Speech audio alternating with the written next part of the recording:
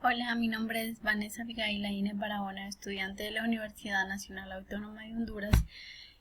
La presente videoexposición trata sobre el capítulo 21 de lo que es el fundamento del análisis volumétrico para la clase de química analítica impartida por la doctora Lizeth Zúñiga.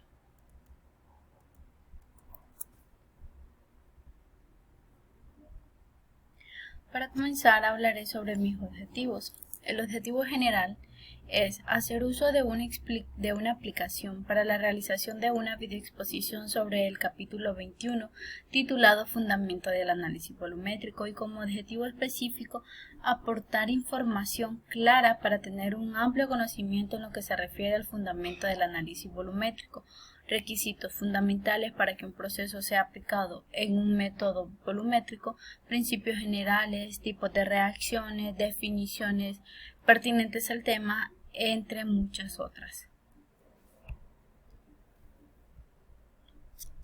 Aquí está lo que es las definiciones.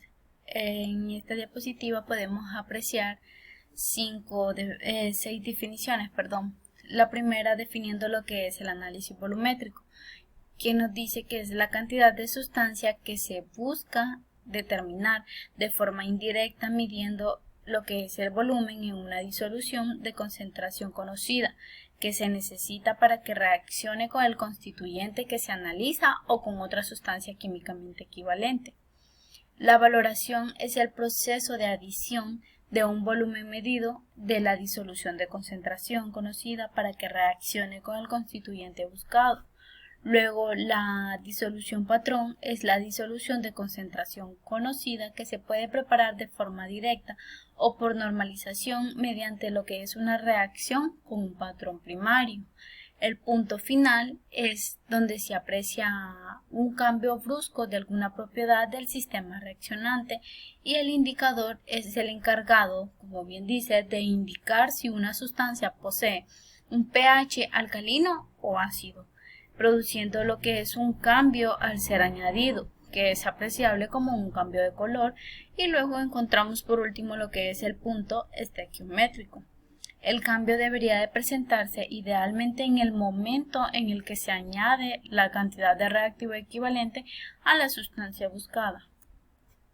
Luego tenemos lo que son los requisitos fundamentales para que un proceso sea aplicado en un método volumétrico, Como primero tenemos que la reacción entre el constituyente buscado y el reactivo debe de ser sencilla. La reacción debe de ser estequiométrica, o sea que los cálculos a efectuar con los datos exigen una reacción definida. Como tercero, la reacción debe de ser rápida con objeto de que la valoración pueda realizarse en poco tiempo. La reacción debe ser completa en el momento que se han añadido las cantidades equivalentes estequiométricas de las sustancias reaccionantes, lo cual permite que se puedan realizar los cálculos pertinentes. Luego tenemos el número 5 de los requisitos y es que debe disponerse de una disolución patrón como reactivo valorante. Debe también de existir un indicador que señale el punto final de la valoración y debe utilizarse aparatos de medida exactos como ser buretas, pipetas, balanzas, etc. Luego tenemos lo que es la disolución patrón. Es cualquier disolución cuya concentración sea exactamente conocida.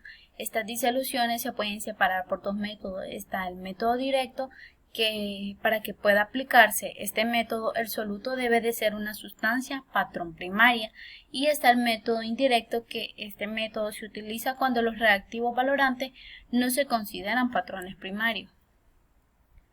Los patrones primarios, para que una sustancia se pueda considerar un patrón primario, necesita de cumplir ciertas condiciones, como ser que debe tener una pureza absoluta, que cuando la sustancia no es absolutamente pura, todas sus impurezas deben de ser inertes respecto a las sustancias que se ponen en juego en una reacción. Las sustancias interferentes que acompañan como impurezas a un patrón primario deben de ser susceptibles de identificarse mediante ensayos sencillos de sensibilidad conocida. Las sustancias patrón primario deben de ser estables a las temperaturas necesarias para desecarse en lo que son estufas o bajo calor. El patrón debe de permanecer inalterable al aire durante la pesada, es decir, que no debe de ser higroscópico ni reaccionar con el oxígeno ni el dióxido de carbono a la temperatura ambiente. También debe de reaccionar con la disolución de forma sencilla, rápida, completa y estequiométrica, que se normalice cumpliendo con todos los requisitos expuestos para los métodos volumétricos. También es deseable que el patrón tenga un peso equivalente elevado, con objeto de que los errores cometidos en su pesada sean siempre inferiores a los errores de lectura y de drenaje de las buretas. Un patrón primario debe de ser fácil de adquirir y preferiblemente barato. Cuando se utiliza para la normalización de una disolución de otra sustancia, la cantidad de patrón que se consume es insignificante. La detección del punto final. El punto final de una valoración se detecta mediante un cambio brusco en alguna propiedad de la mezcla reaccionante o de alguna sustancia que se le añade a dicha mezcla. La detección del punto final se puede hacer mediante dos métodos, el método visual y los métodos eléctricos. Los métodos visuales engloban lo que son 9, por ejemplo el reactivo es autoindicador, los indicadores ácido-base, indicadores redox, formación de productos solubles de color diferente, desaparición del color de la sustancia que se valora, valoración hasta aparición de turbidez, terminación de la precipitación, indicadores de absorción. Y los métodos eléctricos están compuestos por 4, que son potenciométrico, conductométrico, amperométrico, columbrimétrico.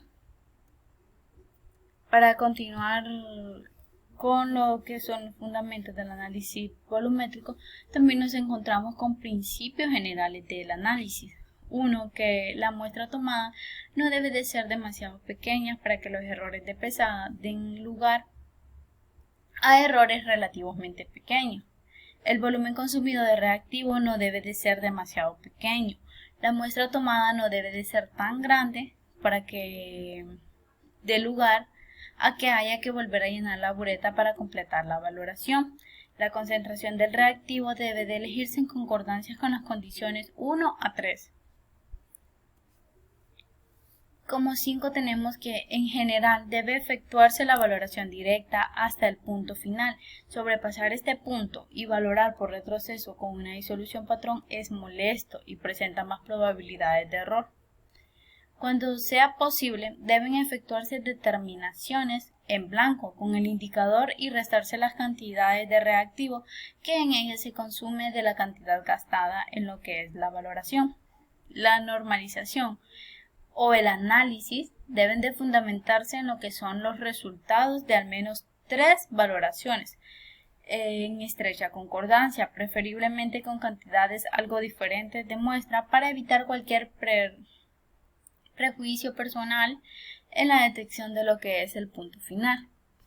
Luego tenemos lo que son los tipos de reacciones en volumetría, que son reacciones de neutralización, que esta nos dice que la relación entre un ácido y una base se le llama neutralización y que un ácido es donador de protones y una base es un receptor de protones.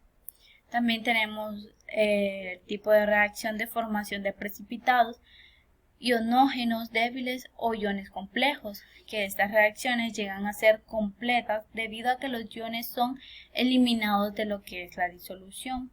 Y como último tenemos lo que es las reacciones de oxidorreducción o de forma abreviada redox.